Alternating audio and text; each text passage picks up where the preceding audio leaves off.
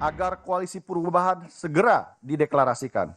Capres Anies dan tim 8 telah merencanakan beberapa kali waktu deklarasi. Namun, rencana deklarasi itu tidak pernah terwujud. Diduga kuat tidak terlaksananya deklarasi itu karena Capres Anies lebih patuh kepada Ketua Umum Nasdem Surya Paloh yang ingin terus menunda waktu deklarasi. Ini jelas mengganggu dan melanggar prinsip kesetaraan atau equality dalam koalisi. J. Tim 8 bersepakat berdasarkan desakan yang makin kuat dari masyarakat tentang kepastian berlayar atau tidaknya koalisi ini, maka waktu menjadi hal yang esensial. Terkait dengan waktu deklarasi ini, juga telah dikomunikasikan kepada Ketua Umum Partai Nasdem Surya Paloh pada hari Kamis tanggal 24 Agustus 2023, kepada Ketua Majelis Tinggi Partai Demokrat SBY pada hari Jumat tanggal 25 Agustus 2023, dan kepada Ketua Majelis Suro PKS Salim Segaf Al-Jufri pada hari Sabtu tanggal 26 Agustus 2023.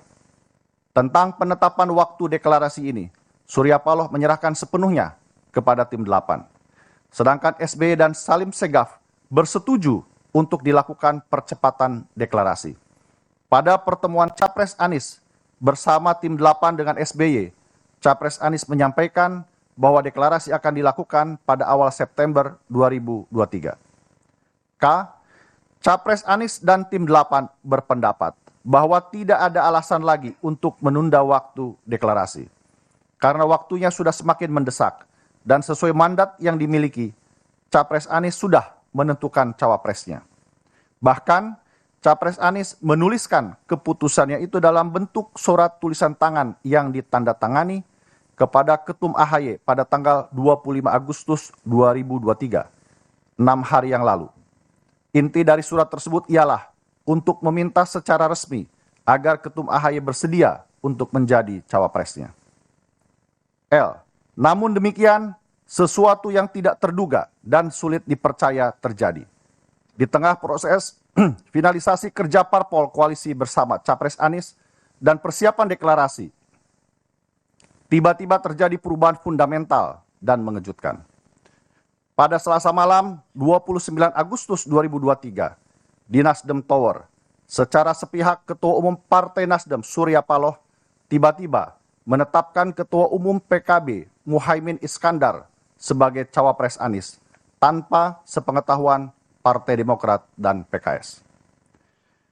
Malam itu juga Capres Anies dipanggil oleh Surya Paloh untuk menerima keputusan itu.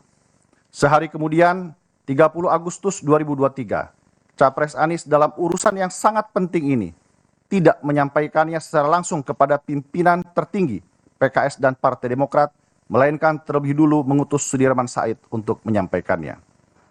Demikian fakta kronologis ini disampaikan. Rentetan peristiwa yang terjadi merupakan bentuk pengkhianatan terhadap semangat perubahan, pengkhianatan terhadap piagam koalisi yang telah disepakati oleh ketiga parpol, juga pengkhianatan terhadap apa yang telah disampaikan sendiri oleh Capres Anies Baswedan yang telah diberikan mandat untuk memimpin koalisi perubahan. Tertanda Teguh Rifki Harsa, Sekretaris Jenderal Partai Demokrat, anggota tim 8. Terima kasih. Terima kasih, Bung Epita. Semua tahu bahwa dari Partai Demokrat menugaskan 2 orang untuk menjadi bagian dari tim 8, yaitu Sekretaris Jenderal sendiri, Teguh Rifki Harsha, dan kemudian Bung Epita Sulaiman. Mereka bekerja siang dan malam, hampir setahun, maraton, tentu di bawah supervisi Ketua Umum selaku Wakil Ketua Majelis Tinggi Partai, dan puluhan kali bertemu dan bersama-sama dengan Capres Anies Baswedan. Dan kalau saya ikuti, kerja ini tidak mudah. Banyak sekali hambatan dan tantangan, tetapi belakangan kelihatan progres yang memberikan harapan sebelum kandas dan terhempas 3 hari yang lalu. Para anggota Majelis Tinggi, para kader Demokrat, dimanapun saudara berada, saya sangat mengerti perasaan, emosi para kader. Saya minta, mari kita tenangkan hati kita, pikiran kita. Ini bukan kiamat. Ini bukan akhir dari perjuangan kita. Bukan. Ini harus kita maknai sebagai ujian dan cobaan yang harus kita hadapi dan kemudian kita atasi. Ingat, sesudah kesulitan atau di balik kesulitan ada kemudahan. Wa inna ma'al yusri yusra. Betul, fa inna ma'al yusri yusra. Kita kalau melakukan kilas balik sering menghadapi goncangan dan krisis. Alhamdulillah, kita selalu bisa mengatasinya. Saya yakin ini rencana Tuhan. Dan rencana Tuhan selalu lebih indah dari rencana manusia. Insya Allah kita akan mendapatkan yang lebih baik di masa depan. Di sisi lain, meskipun kita dibeginikan oleh Capres Anies dan mitra koalisi kita, tapi sesungguhnya kita harus bersyukur. Bersyukur kepada Allah Subhanahu wa Ta'ala, bersyukur kepada Tuhan yang Maha Kuasa. Mengapa? Ini alasan saya. Pertama, ya memang kita ditelikung dan ditinggalkan. Seperti ini. Sekarang, bayangkan kalau ditelikungnya kita ini, ditinggalkannya kita ini, 1-2 hari sebelum batas pendaftaran ke KPU. Bayangkan seperti apa. Kita masih ditolong oleh Allah. Kita diselamatkan oleh sejarah. Ini syukur yang pertama. Syukur yang kedua, saya renungkan baik-baik tadi malam dalam kontemplasi saya. Justru kita diselamatkan oleh Tuhan. Oleh Allah. Apa yang saya maksudkan? Kita tidak diizinkan oleh Allah untuk mendukung seseorang dan untuk bermitra dengan orang yang lain yang kalau kita teladani akhlak pemimpin besar bagi yang beragama Islam, akhlak Rasulullah, ya. Yang kita rasakan sekarang ini, mereka tidak sidik, tidak jujur, tidak amanah. Berarti tidak bisa dipercaya dan mengingkari hal-hal yang telah disepakati. Tidak memegang komitmen dan janji-janjinya. Nah, sekarang saja tidak sidik, tidak amanah, tidak memegang komitmennya. Bagaimana nanti kalau menjadi pemimpin dengan kekuasaan yang besar, rakyat akan diapakan? Saya kira kalau kita renungkan ini, kita ambil hikmahnya, kita dibebaskan dari dosa yang mungkin akan kita pikul kalau kita masih berada bersama-sama mereka itu dan mengusung seseorang untuk menjadi pemimpin bangsa Indonesia.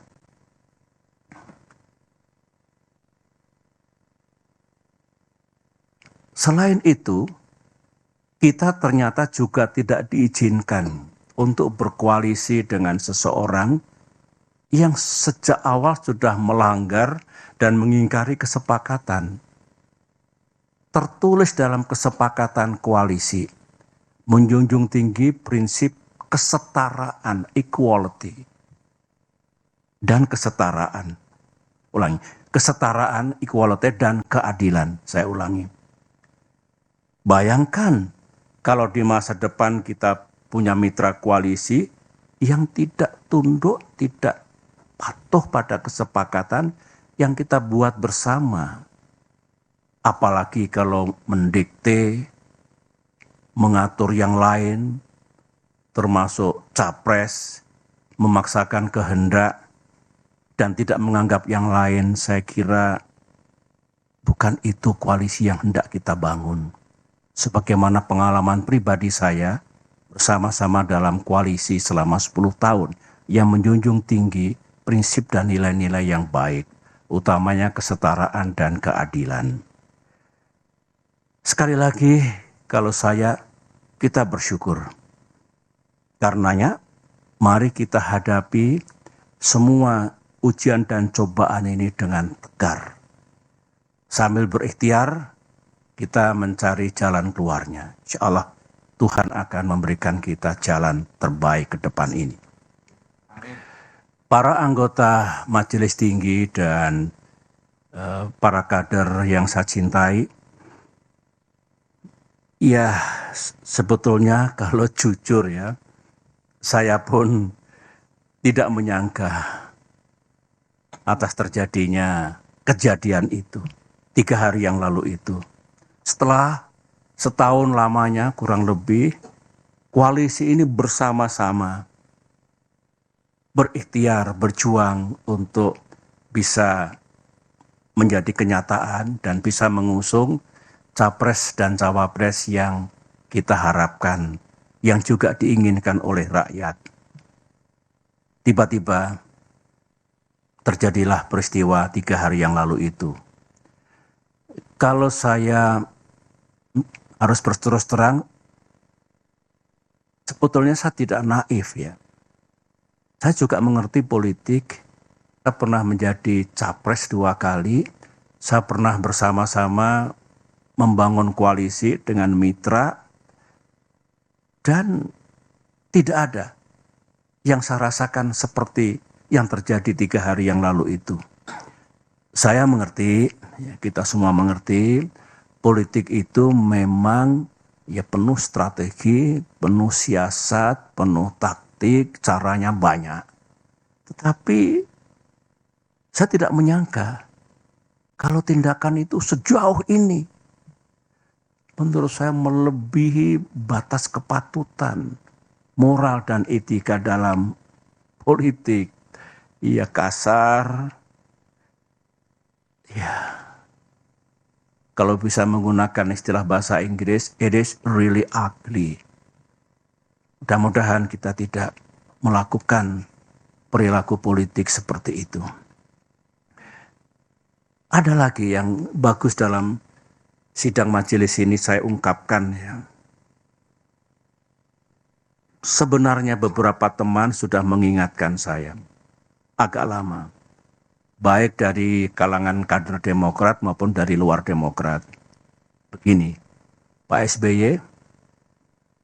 SBY benar-benar percaya kepada orang itu atau kepada orang-orang itu. Saya jawab dengan praduga yang baik, prasangka yang baik, saya percaya.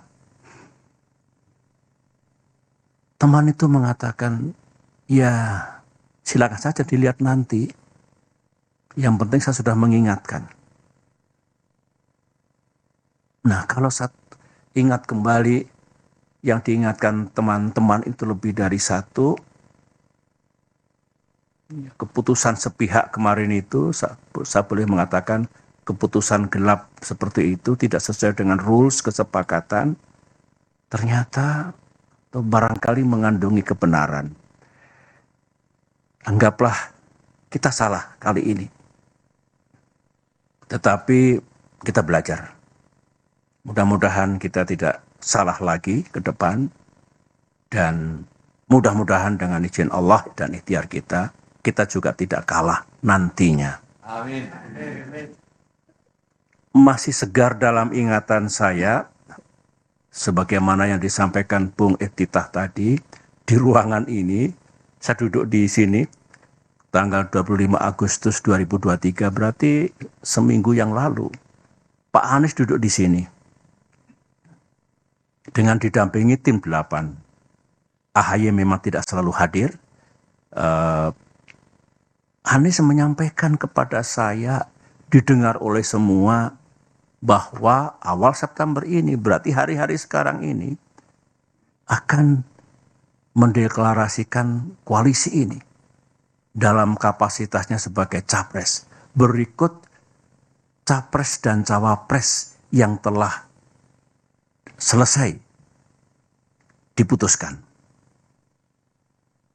3 hari kemudian, 3 days later, sekarang ini, yang kita dapatkan sesuatu yang sangat mengejutkan itu. Dan saya ini orang tua, berapa kali Pak Anies datang ke sini dengan semangat yang luar biasa, kata-kata yang luar biasa baiknya. Di Cikias 2 kali, di Malang, di Pacitan. Dengan kejadian seperti itu, tidak ada satu kata pun yang disampaikan kepada saya. Dan tentu kepada ketua umum kita. Saya memang sebagai orang tua, kok jadi begini? Ini saya kira semua merasakan perasaan kader kita di seluruh tanah air, emosi, kemarahan, yang diekspresikan dengan cara yang berbeda-beda. Nah, saya kebanjiran, tadi malam, 2 malam itu sampai subuh di sini. Sejak pagi kita bekerja. Pesan datang dari mana-mana, baik dari kader maupun non-kader, dan rata-rata memang emosional, ya saya paham lah. Dari sekian banyak ribuan saya kira yang merespon, yang memberikan message itu, ada 2 yang menarik bagi saya. Ini kata-katanya kurang lebih seperti ini. Aku tahu politik itu memang banyak akalnya, tapi tak kusangka buruk banget ini. Korbannya AHY dan Demokrat. Begitu. Ada lagi komentar, ini Demokrat kena prank dari musang berbulu domba. Terus saya kok ingat, musang berbulu domba, ini kan peribahasa yang lama ini. Ingat saya kira waktu kita sekolah di SD, SMP, pernah belajar banyak sekali peribahasa. Tapi musang berbulu domba itu di depan bersikap baik, manis, lembut,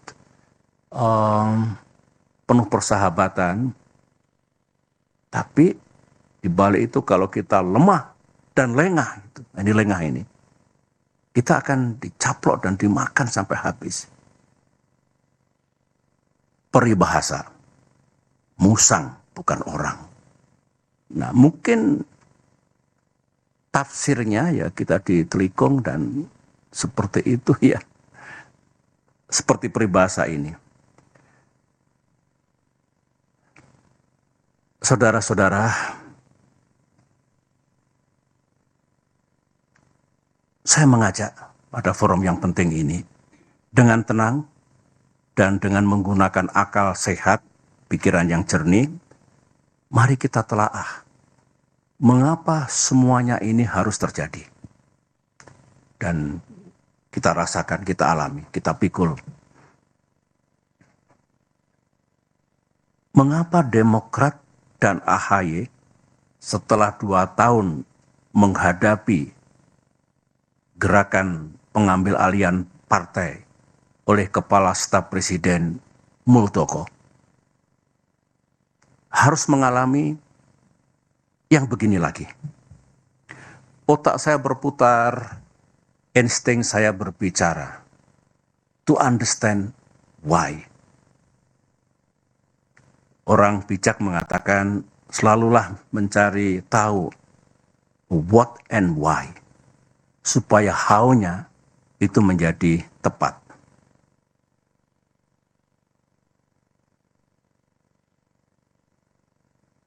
kader Demokrat dengan pikiran yang tidak happy mengatakan, Pak, kok kita ini Demokrat ini, ya memang kita oposisi, tapi oposisi ini kan sah. Kok diperlakukan sebagai musuh negara? Kita ini kan bukan partai terlarang. Kader-kader Demokrat juga bukan teroris. Jadi mestinya diperlakukan sama lah dengan warga negara yang lain. Itu ekspresi kegalauan dirinya yang saya selalu tekun mendengarkannya. Oleh karena itu, dengan tidak bermaksud menuduh siapapun, saya ulangi lagi, tanpa bermaksud menuduh siapapun, saya ingin berbagi dengan saudara. Saya yakin saudara juga mendengar. Sebagian juga datang dari yang ada di ruangan ini maupun yang tidak ada di ruangan ini. Saya sendiri kan juga banyak mendengar dan mengetahui. Mana sih di era keterbukaan, open society, digital society ini yang serba rahasia. Apa yang terjadi dan tidak terjadi, apa yang dilakukan oleh para elit, petinggi partai, atau pejabat tingkat puncak, tingkat atas. Ini kan sebetulnya diketahui oleh publik.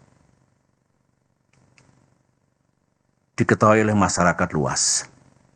Terutama yang menjadi sorotan publik yang berkaitan dengan Pilpres 2024 ini. Mari kita ingat semuanya, apa yang pernah kita dengar, yang pernah kita ketahui, untuk mencari benang merah, kira-kira apa ya, tanpa sekali lagi menuduh dan mendiskreditkan siapapun.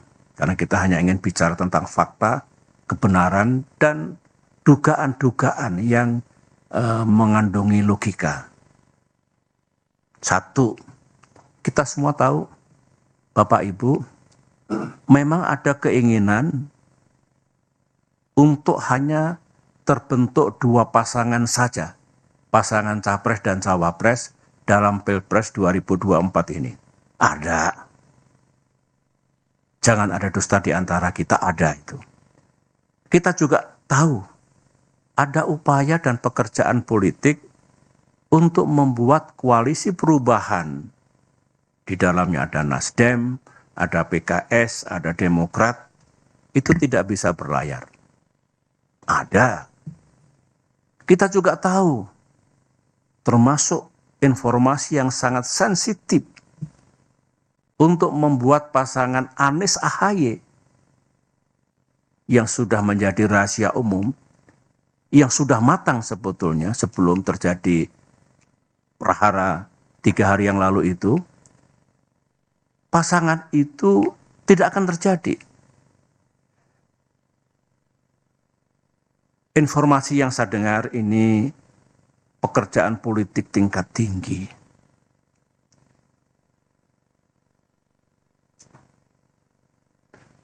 Ini bukan informasi, ini fakta. Benar ternyata Anies Ahaye yang hampir matang untuk diluncurkan dan banyak diketahui oleh masyarakat luas, itu terbukti bisa digagalkan. Melalui apa yang tadi itu yang diceritakan oleh Bung Ititah melalui press release yang telah kita sampaikan.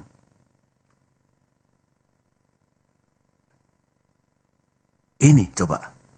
Jadi informasi-informasi itu salah satu manifestnya yang terjadi betul ya ini. Kita juga tahu seorang menteri sekarang ini, menteri masih aktif dari Kabinet Kerja Pimpinan Presiden Jokowi, secara intensif melakukan lobby, termasuk kepada Partai Demokrat, dengan menawarkan, mengajak membentuk koalisi yang baru. Koalisi Koalisi Demokrat, PKS, dan P3.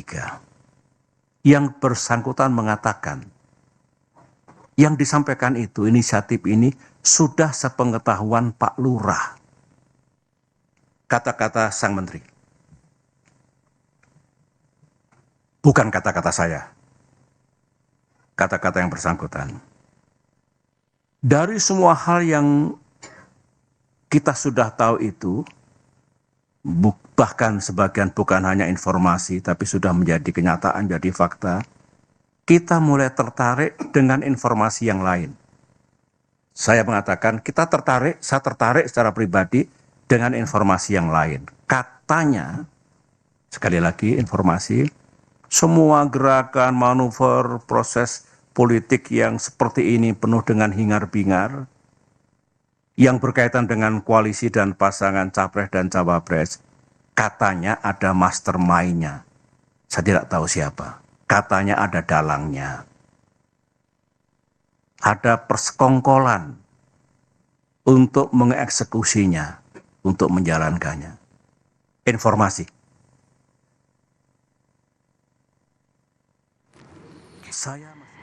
Itulah respon dari Ketua Majelis Tinggi Partai Demokrat Susilo Bambang Yudhoyono menanggapi dugaan kuat Muhaimin Iskandar, Ketua Umum PKB akan menjadi bakal calon wakil presiden pendamping bakal capres dari Koalisi Perubahan untuk Persatuan, Anies Baswedan. Berikutnya, saudara, kita akan kembali dengan